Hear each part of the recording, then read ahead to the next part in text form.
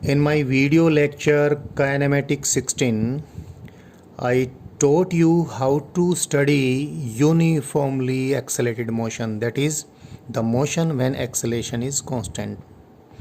And while I taught you that, I told you that in such case the motion can never be three-dimensional motion. At most it can be two-dimensional. और ये जो two dimensional motion होगा इसमें straight line motion कब होगा और motion in A plane कब होगा ये भी मैंने बताया था। इसको वापस से बस थोड़ा सा ही मैं इसको रिकैप करना चाहूँगा।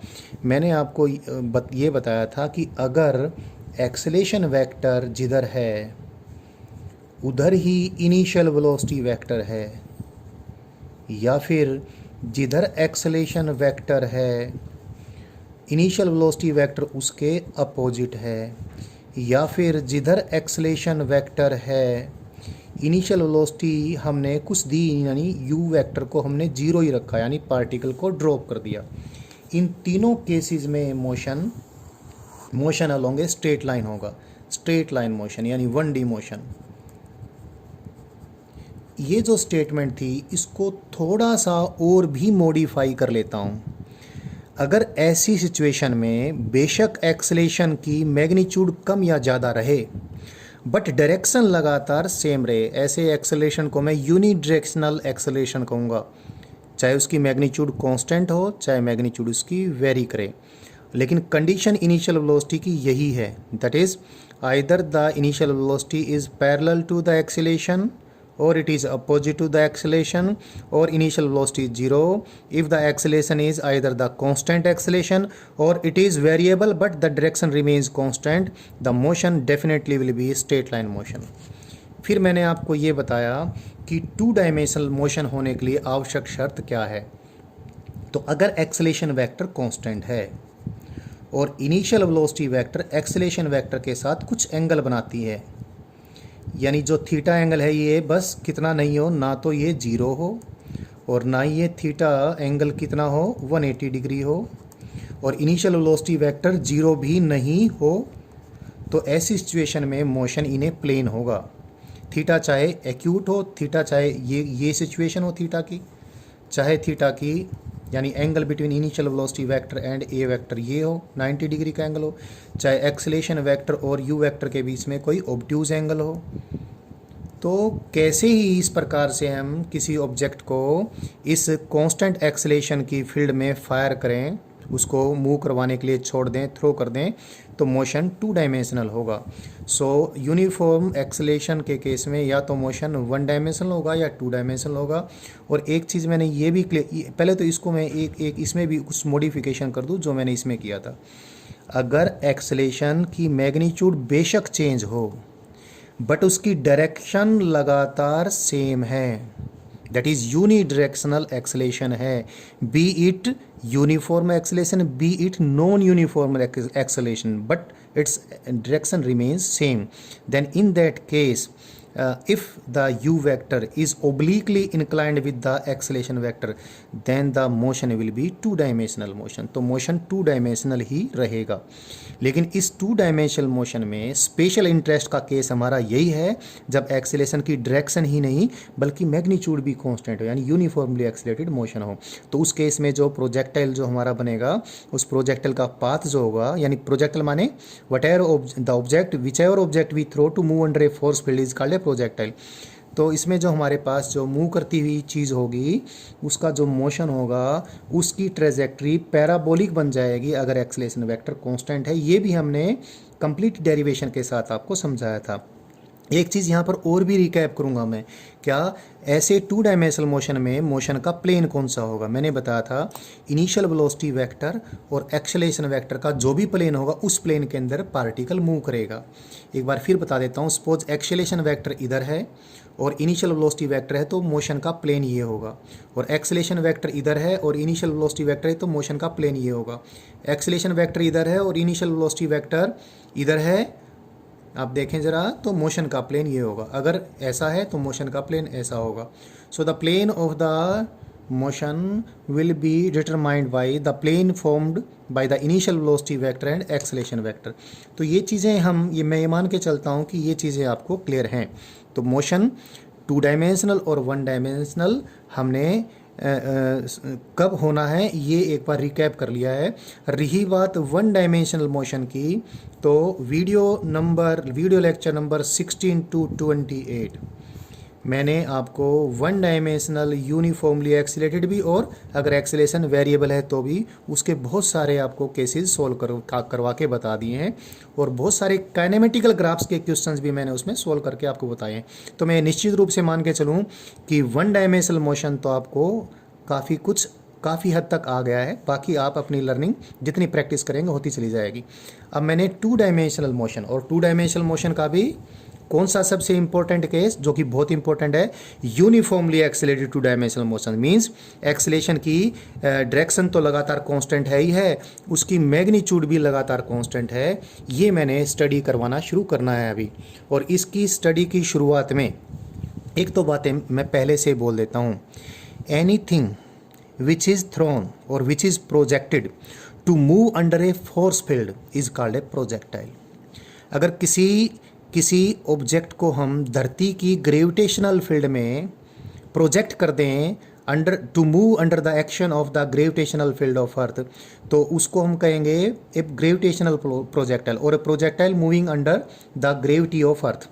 या किसी चार्ज पार्टिकल को हम थ्रो कर दें इलेक्ट्रिक फील्ड में, और इलेक्ट्रिक फोर्स उसको अपने अनुसार एक्सलेट करवा के मूव करवाए, तो उसको हम कहेंगे ए projectile moving under the electric influence. That is a projectile, that is a charge particle which is behaving like a projectile in an electric field.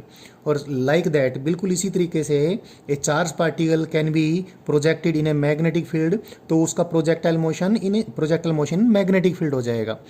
तो प्रोजेक्टाइल शब्द का मायना ये नहीं है कि खाली प्रोजेक्टाइल वो वाला जो कि धरती की ग्रेविटेशनल फील्ड में मूव करेगा। किसी प्रकार का भी प्रोजेक्टाइल हो सकता है, किसी विशेष प्रकार की फोर्स फील्ड में अलग अलग प्रकार का प्रोजेक्टाइल मोशन हो जाएगा। अब मैंने इस लेवल पे आपको जो प्रोजेक्टाइल मोशन का स्पेशल केस आपको स्टडी करवाना है वो है ए projectile moving under the gravitational field of earth. तो अब मैं moving under the gravitational field of अर्थ ये बार बार रिपीट नहीं करवाने वाला हूँ।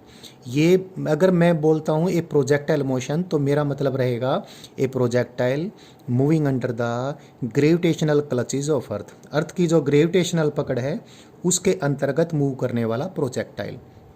इस प्रोजेक्टाइल मोशन को मैं अभी आपको समझाना शुरू करूँगा, लेकिन उससे पहले एक एग्जाम्पल मैं आपको सोल्व करके बताता हूँ। उस एग्जाम्पल में आप पूरा प्रोजेक्टाइल मोशन जो मैंने टीच करना है सारा कुछ आपको समझ में आ जाएगा, और बहुत आसान तरीके से, जिससे आप के मन में ये हो जाए कि प्रोजेक्टाइल मोशन तो कुछ भी नहीं है, बहुत आसानी से हम सारा प्रोजेक्टाइल समझ सकते हैं। तो पहले एक ऐसा एग्जाम्पल लेते हैं, उसको सोल्व करते हैं। उस एग्जाम्पल के सोल्व करने के दौरान ही मैं आपको ये लर्न करवाने की पूरी कोशिश करूँगा कि किस प्रकार से हमने हर प्रकार के यूनिफॉर्मली एक्सेलरेटेड मोशन को, चाहे वो यूनिफॉर्मली एक्सेलरेटेड मोशन जो पॉपुलर प्रोजेक्टाइल मोशन है वो हो या कोई और हो, होता क्या है, आप लोग सिर्फ फोर्स के नाम के कारण से ही चीज़ों को अलग अलग मान लेते हो। फोर्स का नाम हटा दो, फोर्स का नाम ग्रेविटेशनल है तो ग्रेविटेशन हटा दो, फोर्स का नाम इलेक्ट्रिक है तो इलेक्ट्रिक हटा दो, फोर्स का नाम मैग्नेटिक है तो मैग्नेटिक हटा दो, ये शब्दों को हटा दो। अब फोर्स डिवाइडेड बाय मास करोगे तो एक्सेलेरेशन आ जाएगा, और एक्सेलेरेशन जब होगा तो चाहे वो कैसा ही हो, तो कैसा ही एक्सेलेरेशन हो, उस एक्सेलेरेशन के अंतर्गत मूव करती हुई चीज़ का मोशन यदि हम एक बार समझ लेते हैं, तो फिर एक्सेलेरेशन के पीछे नाम लगा दें, चाहे एक्सेलेरेशन ड्यू टू ग्रेविटी है, चाहे एक्सेलेरेशन ड्यू टू भैंसा है, चाहे acceleration due to any other thing है, वो सारे ही मोशन एक ढंग से सोल्व होने हैं।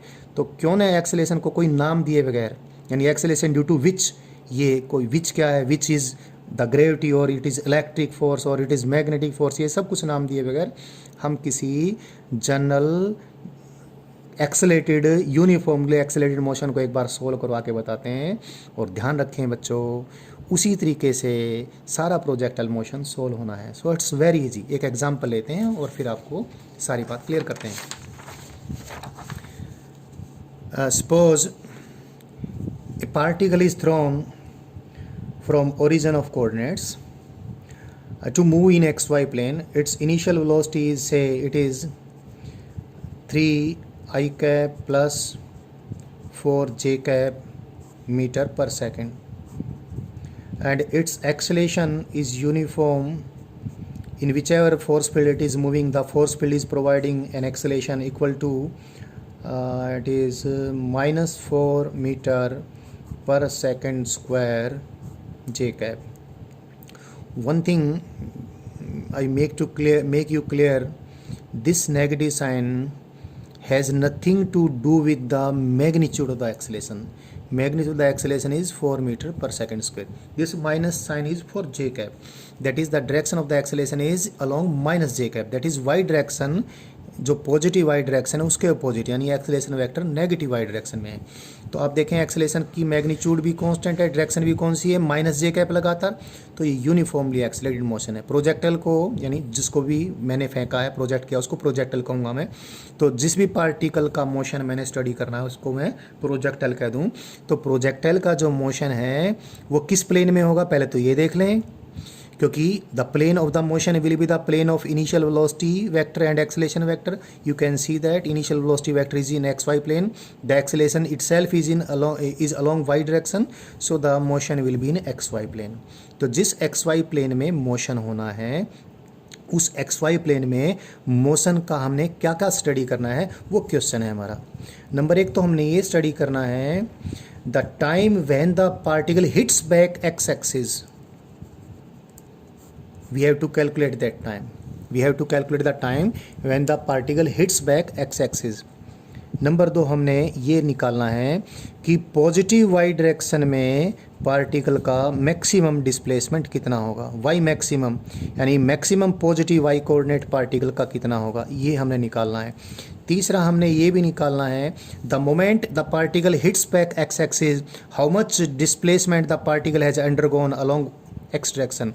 तो डिस्प्लेसमेंट अंडर एक्स डायरेक्शन, जिसको मैं आर एक्स बोल देता हूँ, कोई और सिंबल बनाने की बजाय ऐसा बोल दिया मैंने।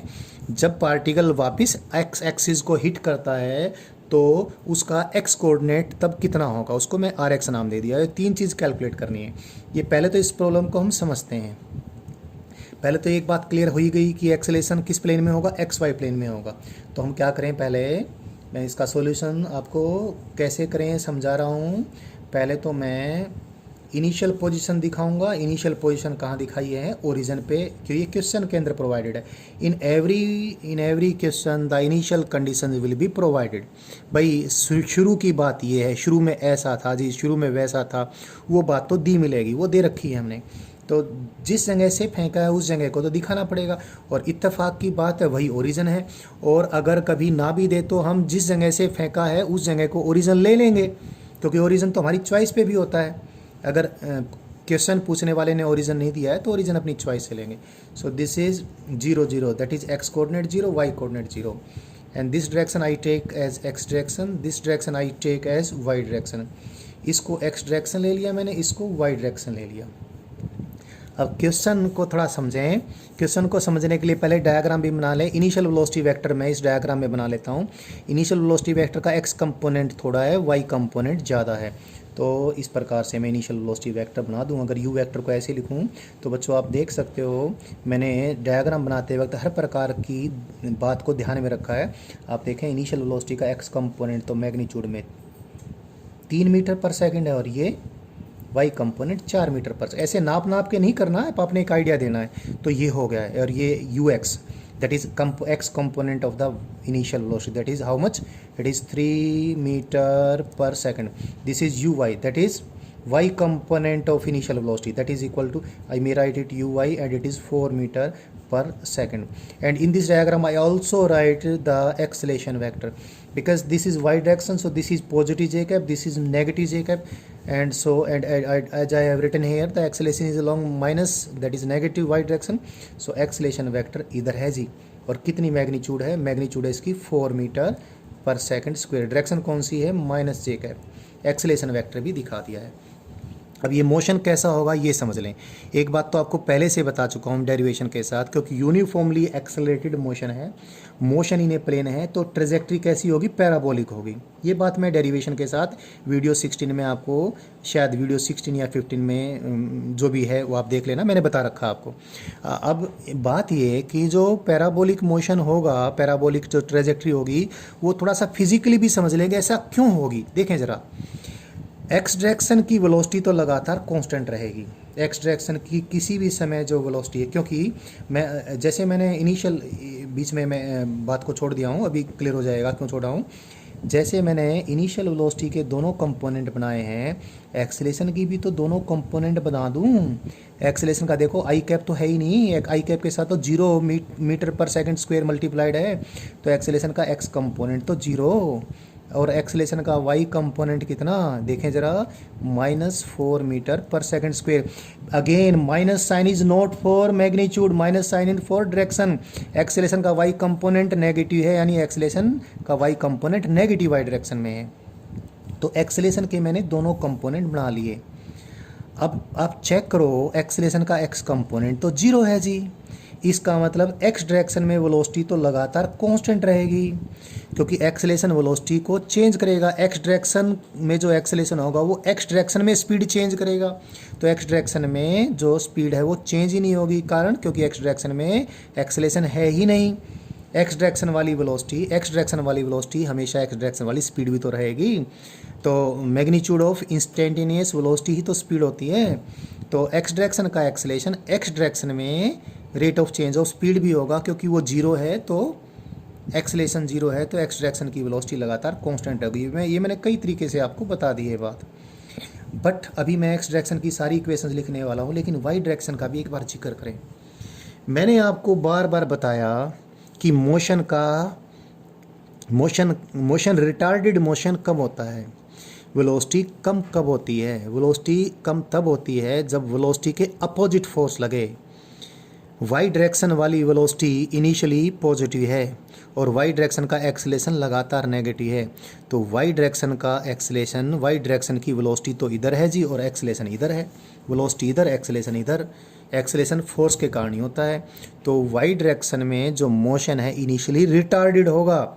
वाई डायरेक्शन की वेलोसिटी धीरे धीरे कम होती जाएगी, और एक समय ऐसा आएगा कि वाई डायरेक्शन वाली वेलोसिटी 0 हो जाएगी, यानी वाई डायरेक्शन में पार्टिकल और ज़्यादा दूर जाना बंद हो जाएगा। लेकिन इस दौरान लगातार एक्स डायरेक्शन में पार्टिकल जाता रहेगा, तो पार्टिकल लगातार एक्स डायरेक्शन में तो जाता रहेगा, वाई डायरेक्शन में और स्लो और स्लो और स्लो और स्लो और स्लो होता होता सपोज पार्टिकल यहाँ पर आ जाता है। बंदा इसके बाद वाई डायरेक्शन में और ज़्यादा नहीं जाएगा, क्योंकि वाई डायरेक्शन में जाने की उसकी सारी हिम्मत तोड़ डाली। किसने? एक्सेलेरेशन ने। एक्सेलेरेशन ने उसकी वाई डायरेक्शन की वेलोसिटी 0 कर दी। तो जब ये इसकी वाई डायरेक्शन की वेलोसिटी 0 होगी, तब तक ये वाई डायरेक्शन में मैक्सिमम दूर जा चुका होगा पॉजिटिव वाई डायरेक्शन में। इसको ही हमने क्या कहा है? Y maximum. तो ये वाई मैक्सिमम ये हमने निकालना भी है, क्वेश्चन का एक पार्ट है। अब क्योंकि यहाँ पर लेकिन ध्यान रखें, इस लगातार एक्स डायरेक्शन वाली वेलोसिटी तो लगातार कांस्टेंट है, जो कि यूएक्स का यूएक्स है। तो अब पार्टिकल आगे तो लगातार जाने लग रहा है, लेकिन वाई डायरेक्शन में इसने और ऊपर जाना बंद कर दिया है। अब लेकिन वाई डायरेक्शन में एक्सेलेरेशन तो लगातार उतना ही है। अब ये एक्सेलेरेशन, अब यही नेगेटिव एक्सेलेरेशन अब स्पीडिंग अप एक्सेलेरेशन हो जाएगा, यानी वाई डायरेक्शन में वेलोसिटी की मैग्नीट्यूड को ये बढ़ाना शुरू कर देगा, और वाई डायरेक्शन में नीचे की तरफ लेकर आएगा अपनी डायरेक्शन में। तो पार्टिकल अब पहले जितना ऊपर, सपोज ये वाई डायरेक्शन को मैं ऊपर बोल देता हूँ, इस डायग्राम के अनुसार ये ऊपर है, ये नीचे है, इसलिए तो वाई डायरेक्शन में इसने और ऊपर जाना बंद कर दिया। अब ये वाई डायरेक्शन में और तेज, एक्स डायरेक्शन में तो उसी तेजी से चलता रहेगा, वाई डायरेक्शन में और तेज होता जाएगा, साथ साथ नीचे आता रहेगा, साथ साथ नीचे आता रहेगा, साथ साथ नीचे आता है। ये बात ये अब वापिस कहाँ क्रॉस कर गया? एक्स एक्सिस को क्रॉस कर गया। इस प्रकार इसकी ट्रेजेक्ट्री होगी, और आप देख सकते हो इस प्रकार की ट्रेजेक्ट्री शेप में पैराबोलिक ही होती है। और अगर इसको मैथमेटिकली सोल्व करें तो ट्रेजेक्ट्री इक्वेशन पैराबोला मिलेगी। अब मैं इसमें भी सोल्व करके बता दूंगा। The equation of this path will be of A parabola, अभी प्रूव भी कर देंगे। पहले तो ये निकालना है हमने, ये वाई मैक्सिम निकालना है। दूसरा हमने क्या निकालना है? वह टाइम निकालना है जब ये पार्टिकल पहले भी एक्स एक्सिस पे था, क्योंकि ओरिजिन से फेंका है हमने, और वापस एक्स एक्सिस पे अब यहाँ गिरेगा तो time when it hits back x axis, इस टाइम को, ये टाइम जीरो टाइम है, ये this time is zero time, t is equal to zero, और ये टाइम टी कौन सा टाइम है, time is equal to capital t, ये निकालना है। दूसरा हमने ये भी निकालना है जब ये एक्स एक्सिस को हिट करता है तो ओरिजिन से लेकर उस पॉइंट तक ये कितना distance in x direction travel कर चुका होगा, ये भी हमने निकालना है। ये सारा कुछ हम कैसे निकालेंगे, आपको मैंने बताया था कि हम पहले इनिशियल चीज़ें लिख लेते हैं जो लिख भी लिए हैं। यू एक्स कितना है, यू एक्स लिख ही लिया हमने, यहाँ भी लिखा था, वापस लिख देते हैं जी, क्या 3 मीटर पर सेकंड। ए एक्स कितना है, ऊपर भी लिख रखा है एक्स जीरो, वापस से लिख देते हैं जनाब। वाई डायरेक्शन में भी, वाई डायरेक्शन में इनिशियल वेलोसिटी कितनी है, 4 metre per second. Y direction में एक्सेलेरेशन कितना है, -4 मीटर पर सेकंड स्क्वायर। ये इनिशियल चीज़ें लिख ली हमने। इनिशियल एक्स कोऑर्डिनेट भी जीरो है, इनिशियल वाई कोऑर्डिनेट भी जीरो है, लेकिन एक कोनो बात नहीं, यहाँ दिखा रखा है मैंने। अब मैंने क्या निकालना है, एक्स डायरेक्शन की सारी इक्वेशंस लिख लेनी, वाई डायरेक्शन की सारी इक्वेशंस लिख लेनी। यूनिफॉर्मली एक्सेलरेटेड मोशन की कितनी इक्वेशन होती हैं, v square minus u square is equal to s, s is equal to u t plus half at square, v square minus u square is equal to 2s, s is equal to u t plus half at square and v is equal to u plus a t. X direction में एक बार सारी निकले, x direction में v is equal to u plus a t, तो लगातार क्या रहेगी, v x is equal to v x माने final velocity in x direction is equal to u x, that is initial velocity in x direction, that is constant, that is equal to 3 metre per second, because there is no acceleration in x direction. तो साथ में ये भी v square minus u square is equal to s भी यही आएगा, क्योंकि acceleration तो जीरो है। अब एक्स डायरेक्शन में डिस्प्लेसमेंट की इक्वेशन, x2 माइनस x1 जिसको बोलते हैं, x final x coordinate minus initial x coordinate जो कि displacement in long x direction होता है, s is equal to u t u x into t plus half a t square, a तो zero acceleration x direction में, initial x coordinate zero है तो x coordinate at any time is equal to u x into t. U x की value कितनी है, 3 metre per second. सही से तो मैं लिखूं तो मुझे ऐसे ही लिखना चाहिए, नहीं तो फिजिक्स का भट्ठा गोल हो जाता है। लेकिन हम लूजली न्यूमेरिकल सोल्व करते वक्त चीज़ें बच्चे को बार बार ना लिखनी पड़े ऐसा लिख देते हैं, दो इट इज़ रॉन्ग, बट हम क्वेश्चन सोल्व करते हुए इस प्रकार का रिलैक्सेशन दे देते हैं, क्योंकि लास्ट में फिर यूनिट्स को पूरा सम्मान देते हुए वैल्यूज़ लिख देते हैं। So it is this, x direction में कोई और इक्वेशन नहीं बनेगी, क्योंकि v square minus u square दोबारा से यही बात आ जाएगी। अब वाई डायरेक्शन में लिखते हैं, वाई डायरेक्शन में भी इक्वेशन लिखें, पहले तो कौन सी लिख लें, वाई डायरेक्शन में final velocity minus y direction में final velocity is equal to y direction में initial velocity plus acceleration in y direction into time taken. Y direction में final velocity is equal to y direction में initial velocity कितनी है, 4 metre per second, acceleration in y direction is -4 metre per second square into time taken.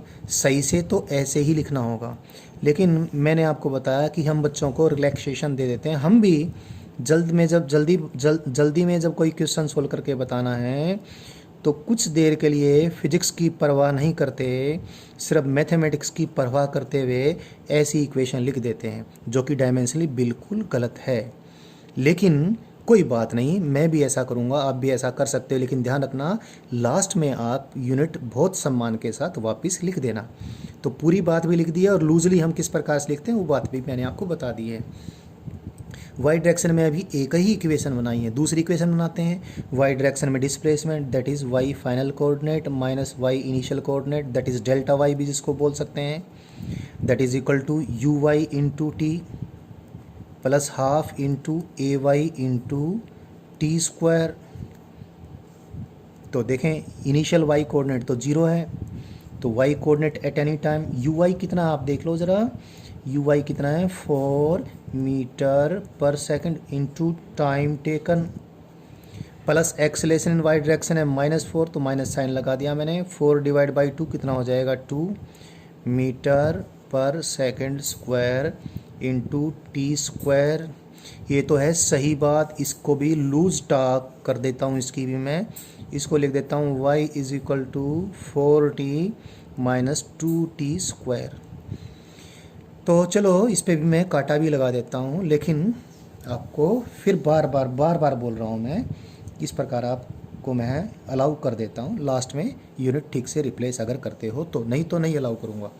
अब आगे चलें, इसमें एक equation और भी बना सकते हैं, क्योंकि फाइनल वेलोसिटी और इनिशियल वेलोसिटी सेम नहीं है, क्योंकि वाई डायरेक्शन में तो एक्सेलेरेशन है जी। इसलिए एक इक्वेशन और लिख दें, your popular one, that is v y square minus u y square is equal to 2ay into displacement in y direction. So v y square is equal to u y को इधर भेज दूँ, u y square, u y की value भी put कर देते हैं ना, जान मालूम तो है ही। ये 4 का स्क्वायर कितना हो जाएगा 16, मीटर का square metre square divide by second square, यानी यू वाई स्क्वायर किया है मैंने, पूरे सम्मान के साथ यूनिट्स के साथ मैंने लिख दिया है। और 2a कितना है, ए है कितना 4, 4 का दुगना कितना 8 हो जाएगा, माइनस साइन क्योंकि a negative, 8 metre per second square into delta y. Delta y क्या है, वाई माइनस वाई नोट तो कितना है 0, तो वाई, ये इक्वेशन बन गई। ये तो पूरे सम्मान के साथ था, इसका सम्मान थोड़ा कम कर देता हूँ क्योंकि फिर आपको सोल्व करने में आसानी रहेगी। इसको भी क्या लिख दूँ मैं, v y square is equal to, ये यूनिट छोड़ देता हूँ, 16 माइनस 8 वाई ऐसे लिख देता हूँ। तो जब भी मुझे यूज़ करना होगा इसको कर लूँगा, इसको करूँगा तो बहुत अच्छी बात है, आपको परेशानी हो जाती है यूनिट से, तो ये हमने लिख दिया है। ये भी मैं इसके एक ऊपर एक दाग लगा देता हूँ, इस पर भी दाग लगाया, इस पर भी दाग लगाया, इस पर भी दाग लगाया। अब ये हमारी सारी इक्वेशंस बन गई हैं, इनको मैंने सोल्व करके जो चाहिए वो चीज़ निकालनी है। सबसे पहले देखें हम क्या निकालें, सबसे पहले हम यही निकाल लेते हैं, the time when the projectile, you can call it projectile, the time when the projectile crosses x axis again। देखो ज़रा यहाँ पर y कोऑर्डिनेट 0 है जी, यहाँ पर भी y कोऑर्डिनेट 0 है, y कोऑर्डिनेट 0 से लेकर y कोऑर्डिनेट 0 तक y डायरेक्शन में डिस्प्लेसमेंट 0 है। तो ऐसी इक्वेशन को हम ढूंढेंगे इन इक्वेशंस में जो y कोऑर्डिनेट और टाइम के बीच में संबंध बताती हो, वो तो ये है जी, y कोऑर्डिनेट और टाइम के बीच में संबंध तो इस इक्वेशन से है। तो इस इक्वेशन में अब सॉल्यूशन कर रहे हैं तो सारी चीज़ लिखी हैं, y की वैल्यू 0 पुट करते हैं, y की वैल्यू 0 दो टाइमों पर है, एक तो यहाँ पर एक यहाँ पर, तो एक तो टाइम y की वैल्यू 0 पुट करने पे 0 टाइम ही आना पड़ेगा, नहीं आता है तो हम सब कुछ गलत कर रहे हैं, और दूसरा टाइम जो आएगा वो ये वाला आएगा। तो y की वैल्यू 0 पुट की हमने इसमें, इसका लूज स्टॉक वाली ले लेते हैं, बाद में वैल्यू पुट कर देंगे। y की वैल्यू 0 पुट की, 4t minus 2t square, t common ले लिया, 4 माइनस 2t इक्वल टू 0। यहाँ से t की दो वैल्यू आ गई, एक तो 0 और एक 2t इज इक्वल टू 4, एक t इज इक्वल टू 2। मैंने कहा था अगर इस प्रकार लूज टाक करते हो तो पूरा सम्मान दे देना, लास्ट में आंसर में दे दिया है हमने। एक तो t की वैल्यू आई 0 सेकंड, 0 सेकंड कौन सा टाइम है, जब हमने फेंका था, तो एक तो y कोऑर्डिनेट तभी 0 है जब हमने फेंका था, एक दूसरा y कोऑर्डिनेट 0 का कौन सा टाइम आया, जब ये वापस गिर गया x एक्सिस के ऊपर, तो ये वो टाइम है जो हमने निकालना था, यानी time when it hits back x axis is 2 second. तो फेंके जाने के 2 सेकंड बाद ये y एक्सिस को क्रॉस करेगा। देखो बच्चों, अभी बहुत जल्दी मैं इसी चीज़ को प्रोजेक्टाइल मोशन नाम दे दूंगा, और इतना नाम देने से ही आपके मन में खौफ पैदा हो जाता है कई बार। तो जब इस प्रकार को मैं प्रोजेक्टाइल मोशन नाम दूंगा, मुझे लगता है अब आपको कोई खौफ पैदा नहीं होगा। ये सोच लो पूरा प्रोजेक्टाइल मोशन आप लर्न कर रहे हो इसी पेज पे। तो इसको मैं टाइम ऑफ फ्लाइट कहूँगा, हिंदी में बोले तो उड्डयन काल।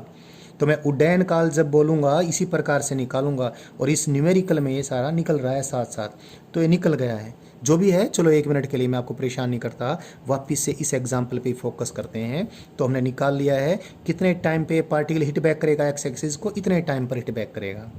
अब आगे देखें क्या निकालना है, आगे निकालना है जब ये हिट बैक करता है तब तक ये एक्स डायरेक्शन में कितना ट्रेवल हो जाता है, ये इसको तीसरी वाली चीज़ को, क्योंकि यहाँ पर निकल तो गया, ये अभी निकाल देते हैं। तो हमने एक्स डायरेक्शन में डिस्प्लेसमेंट की इक्वेशन देखनी, एक्स डायरेक्शन में डिस्प्लेसमेंट की इक्वेशन, तो ये टाइम के साथ ये संबंध है। तो यहाँ पर इस इक्वेशन में बच्चों टाइम की यह वैल्यू पुट कर दें, तो एक्स डायरेक्शन में जो डिस्प्लेसमेंट की वैल्यू आएगी वो क्या आएगी, आर एक्स आ जाएगी। ये ले लेते हैं, एक ही बात है, एक्स नॉट तो 0, तो इसको मैं यूज़ कर लेता हूँ अभी। ये तो फर्स्ट पार्ट सोल्व हुआ, अब थर्ड पार्ट पहले कर लेते हैं, किसी को भी पहले कर लें। तो एक्स की वैल्यू जो इस टाइम पे आएगी उसकी को तो आर एक्स का है, आर एक्स कितना आ गया 3 मीटर पर सेकंड इंटू क्या 2 सेकंड, 3 मीटर, चाहे ऐसे यूज़ कर लो चाहे ऐसे, 3 metre per second into 2 second, तो कितना आ गया है, ये आ गया 6 मीटर। तो ये जब ये पार्टिकल दोबारा से एक्स एक्सिस को क्रॉस करेगा तो फेंके जाने से 6 मीटर दूरी पर ये क्रॉस करेगा। आप देखना जब मैं प्रोजेक्टाइल मोशन स्टडी करूँगा तो इसको हॉरिजॉन्टल रेंज कहूँगा। बिल्कुल ऐसे ही हम कैलकुलेट करेंगे। अब जो लास्ट बात है जिसको मैंने यहाँ पर दूसरे क्वेश्चन में कहा था, क्या वाई मैक्सिमम, देखो ज़रा वाई मैक्सिमम का सारा भेद खोल चुका हूँ मैं पहले आपको। भाई अधिक से अधिक वाई डायरेक्शन में कब तक जाएगा, जब तक जाएगा, मतलब जब वाई डायरेक्शन में और ऊपर जाना बंद हो जाएगा। वाई डायरेक्शन में ऊपर जाना और कब बंद हो जाएगा, जब इसकी वाई डायरेक्शन में जाने की हिम्मत खत्म हो जाएगी। वाई डायरेक्शन में इसकी हिम्मत मतलब वाई डायरेक्शन की इसकी वेलोसिटी, तो वाई डायरेक्शन की वेलोसिटी जिस समय इसकी जीरो हो जाएगी, ये रहा, तो उस समय तक ये वाई डायरेक्शन में जो डिस्प्लेसमेंट करेगा वो मैक्सिमम वाई डिस्प्लेसमेंट होगा। तो इस इक्वेशन को प्रयोग कर लेते हैं, ये वाली इक्वेशन लूज टॉक के फॉर्म में ये कर लें, लास्ट में यूनिट रिप्लेस कर देंगे। तो इस इक्वेशन में अगर वी वाई की वैल्यू जीरो पुट कर दूं तो वाई की जो वैल्यू आएगी वो वाई की मैक्सिमम पॉजिटिव वैल्यू आएगी। यानी देखो इसके बाद तो वाई डायरेक्शन में नेगेटिव वाई डायरेक्शन पता नहीं और कितनी दूर भी जाएगा, इसलिए मैंने जानबूझ के क्या बोला था, मैक्सिमम पॉजिटिव वाई कोऑर्डिनेट निकालना है।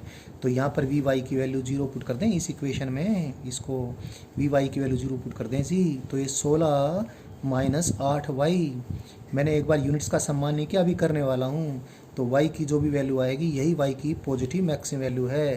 ये y की पॉजिटिव मैक्सिमम वैल्यू कितनी आ गई, 16/8, लेकिन ध्यान रखें यूनिट्स का सम्मान करना है, तो कितना 2 मीटर। तो पॉजिटिव y डायरेक्शन में अधिक से अधिक कितना मीटर ऊपर जाएगा, 2 मीटर ऊपर जाएगा। सो ये सारा क्वेश्चन सोल्व कर दिया। अब आपको भेद खोल देता हूँ।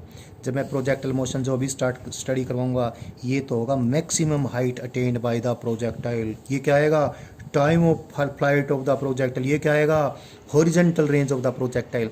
तो ये मान के चले मैंने आपको पूरा प्रोजेक्टाइल मोशन करवा दिया है। प्रोजेक्टाइल मोशन का एक केस कौन से वाला, when the projectile is thrown from ground and falling back to ground, तो ये वाला हमने स्टडी करके इस एग्जाम्पल में बताया है। इस एग्जाम्पल के जरिए मैं उस आगे जो अपने और वीडियोस में लर्न करना है प्रोजेक्टाइल मोशन, उसका भेद खोलना चाहता हूँ कि वो बेहद आसान चीज़ है। उसको स्टडी करने के लिए जो हथियार हमारे पास होने चाहिए ऑलरेडी आपके पास हैं, और इस एग्जाम्पल के जरिए वो चीज़ें क्लियर हो जाती हैं। अब मैं आपको प्रोजेक्टाइल मोशन स्टडी करना स्टार्ट करूँगा अगली वीडियो के ज़रिए।